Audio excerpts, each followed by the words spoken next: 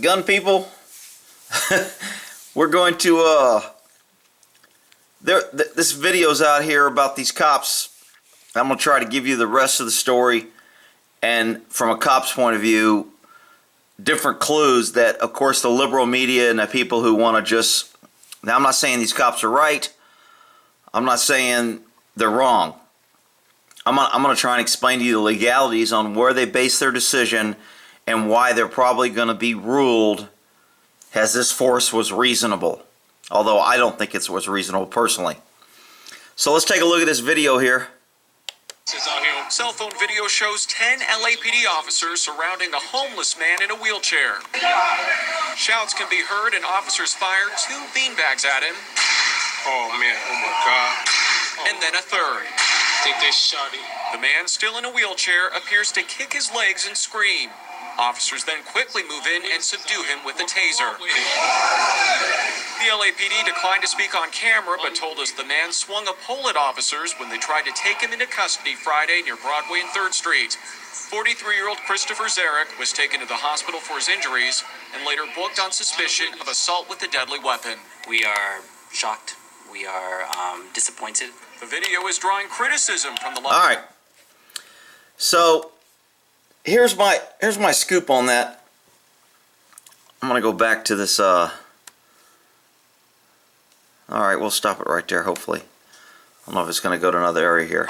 Shouts can be heard and officers fired. I'm going to stop it here. Oh man, oh my God. So, and then a third. Just watching the video here, you would think, oh man, this is way overused force. Look at all these cops. They shot a poor guy in a wheelchair. You know, he's helpless. He was no threat. And all these cops just shot him 3 times with a beanbag and then they tased him. All right. First of all, if you look at this scene, you've already got multiple officers. You see all these cars over here. The road's blocked. You've got emergency vehicles blocking off this whole intersection. So this wasn't like a cop out on a Saturday night, went out for some kicks, and I'll just go tase some guy in a wheelchair. There was obviously time, and a lot of things happened before this incident happened to get all these cop cars here. They called for backup. They called for cover. They blocked off the street. They've got this officer right here who's pretty much standing guard trying to keep people back. And for some reason, which nobody's going to be asking, and of course the liberal media is not going to tell you, why did this develop and how did we get to this point? You know, again, if you just read the headlines or listen to this, it looks like 10 cops showed up, beanbag, tased a guy, and threw him in jail for no reason because they had nothing else better to do. If you look at this from a standpoint that, wait a minute, these guys had time to block this road off, get 10 different cops there, have all these cops cordon off the area. To me, looking at it from a law enforcement tone, why cops do this? Normally, you cordon off area when a guy's being a danger to himself or others. When he poses a threat and you have to keep people away. It's called establishing an inner perimeter versus an outer perimeter. An inner perimeter controls the suspect. An outer perimeter controls people from getting into the scene. So this guy here would be an outer perimeter. He's keeping people away from the scene. The cops here around the suspects are containing the wheelchair guy by surrounding him. So that would be considered an inner perimeter. Do I think they should have tased him? Well, without knowing any of the facts and listening to the news report, if he just had a pole and he swung at him, I don't think they should have tased him, and I don't think they should have shot him with a beanbag.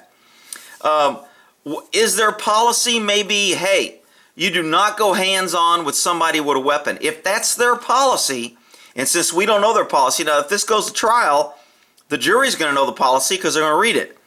But if the departmental policy is we do not want our cops fighting and getting hurt and using physical force with anybody who's resistive, especially if they have a weapon, and our policy is if somebody has a weapon and you can use less than lethal force such as a beanbag or a taser, then you will use that before you get in a physical confrontation and risk yourself getting hurt or risk the suspect getting hurt. So if that's their policy, these cops did exactly what they're supposed to do. exactly what the rules said they should do, and they're going to be absolutely cleared of this. Now, will the policy change? I don't know. I doubt it. Administration don't like to have cops on duty. They don't like cops throwing out their backs. They don't like to give medical retirements. They don't like to give disability retirements. So they're always trying to keep cops safe. Hell, I remember working as a cop. We had a flat tire. I was going to get out and change a tire. And Department of Policy says we can't change a tire. They don't want us getting hurt. We got to call AAA. So we charge the taxpayers $150 to have a tow truck come out and change my tire in a police vehicle. Because it's all about liability and injuries and all this. So, could 10 cops, to me, reasonably, a court should say, is it reasonable for 10 cops, a dude in a wheelchair, who's swinging a pole, is it really reasonable that you guys need to shoot him and use a beanbag and a taser on him when you could have easily dominated him with superior tactics, superior numbers, and superior force? To me, it's reasonable for them to go, look, dude, let's go in and grab this guy. One of you grab the stinking bat. I'm going to grab him behind the neck. I'm going to grab his head. I'm going to grab his arm. We're going to knock his wheelchair over and have him roll out so they can get that on video. And the headlines would be, cops knock over poor man in a wheelchair for no reason. Whatever. I mean, if you get a guy in the front that he's swinging, somebody distracts him, someone else comes up and turns his wheelchair over, now he's on the ground, he can't use his legs. You've kind of taken away his ability to hurt anybody. And how much force can he use with it swinging a pole or a bat at cops? I mean, it's easy to say probably not that much, but hey, he gets a lucky shot and hits a cop in a temple and the cop's dead. Cops don't want to go to work and then be dead. I mean, it's kind of a... I know it's kind of odd, and I know people aren't going to understand it, and now the liberals are going to attack them for it, but it's kind of a cop thing. We just don't like going to work and dying. So, is it really worth kind of going in on a swing-in and being a hero or being a tough guy? I mean, I don't know. I'm sure they could have got a shield. Somebody could have took their vest off. I mean, throw a blanket over the guy's head. I mean, there's 100 ways they could have handled it, but they might have been restricted by policy. And policy dictates that. Remember, a cop can't be sued as long as he's within the scope of his authority and he's in policy. He can't be sued. So the department can get sued because he was following policy, and the department will always say, he didn't follow policy, you can sue him, it's not us, don't sue us. They will always try to pass the buck to the officer. So it's very hard for cops to always be cognitive of, I have to remain in policy, I have to know policy well, and whatever I do, I've got to be able to say, I was within policy. So, this case is going to get all kind of heat, I'm sure. Hey, I'm giving you the cop side. I think they're going to be cut loose either through policy or either through the officers going to say, hey, we don't want to use force. Every time we use force on a black guy, it turns out to be racist. We get in trouble. And you know what? We just weren't going to put our hands on this guy. We were going to make him to submit by using other things that the department issued us, that we have per policy, and that were authorized and told by policy to use. Therefore, we used it. No policy anywhere in any police department will say cops must fight with somebody. You just won't find it in a policy. There's no policy that requires you to fight with somebody. So when cops fight with people, they're usually either out of policy, doing it out of instinct, or defending themselves, and then they have to justify that. So, look, would I have tased a guy if I was there? I wouldn't. I'll let him, man, don't tase a dude. He's in a freaking wheelchair. He's being crazy. Obviously, he's probably got mental issues. You know, I don't know if the guy had AIDS. He might have had a needle. He might have been threatening to stab him with a needle in one hand, and all they saw was the bat. I mean, there's 100 scenarios that people would sit around and guess, but the only scenario that people are going to judge us on is what they see. And, of course, the people who are explaining it are I mean, you heard the guy on the video. When they shot him, they just shot him. They shot him. They thought he killed the guy. So they're probably running around telling people the cops shot this poor guy in a wheelchair and killed him. And people are going to believe that. And people are going to spread that.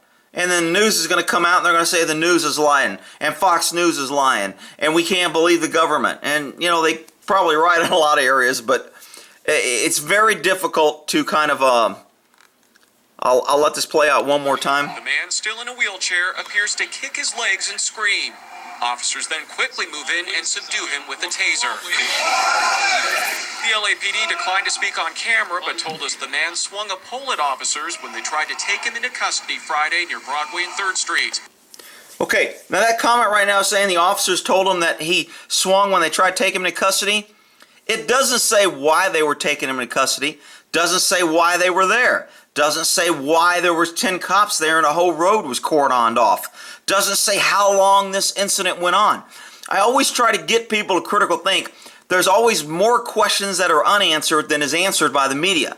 This media is simply reporting what this video showed and what the government told them happened. And you can't really believe any of those. I mean, you can see the video and kind of make a judge for yourself, but again, you don't know what happened before the video started, what caused it, etc. So hopefully people can think a little bit and not jump to conclusion. They won't, but at least the people who are watching this can have some sort of educated opinion on where a cop's perspective and how we look at things, how the court's going to judge this, because the court don't care what the public says, they don't care what the media says. They're going to care what departmental policy said and what the cops did and why they did it, and was it reasonable. And that's what they're going to be judged on. And all the other crap is just about getting votes, dividing, causing racial tension, riots, blaming guns, blaming conservatives, blaming white people, blaming a flag. There's going to be all kind of blame, but what won't get blamed is the guy in the wheelchair that caused all these cops to be here, that swung a weapon at the cops, and that caused this whole situation. He won't be blamed. All right. The other thing that's been going on in the news here is today they had that shooting out there, the gunman in Lafayette, and of course it was a gun-free zone. And look, if you know me, you know I'm anti-gun-free zones. I think this gun restriction, gun control is nothing but a political ploy to hold the people back, and so we can't control our government. Because once they get the guns, if you think our government's out of control now, when the people have guns, you don't even want to think what it's going to be like if they get the guns from the people. But look, this guy went into a gun-free zone just like everybody with a gun goes in, and he was thinking killed himself because he was crazy and he wanted to kill himself and kill helpless people. So that pretty much, to me, I call that a clue that he's crazy. He's unstable. So now you're going to have liberals calling for fucking no crazy people and no criminally insane and no mentally ill signs to be posted at all theaters. And then maybe we can get a new sign that says no bullets, and then that way that'll stop. Gun signs don't protect you no more than a restraining order or other crap that liberals want to give out. Rape whistles. They got women convinced that if you blow a damn whistle, it's going to stop a guy from raping you. If you put a damn sign up with no guns, it's going to protect you from crazy people with guns. It's just and if you give the government your guns, the government's going to protect you. We should have a sign like that. Government will protect you, turn in your guns. Yeah, okay, that'll work.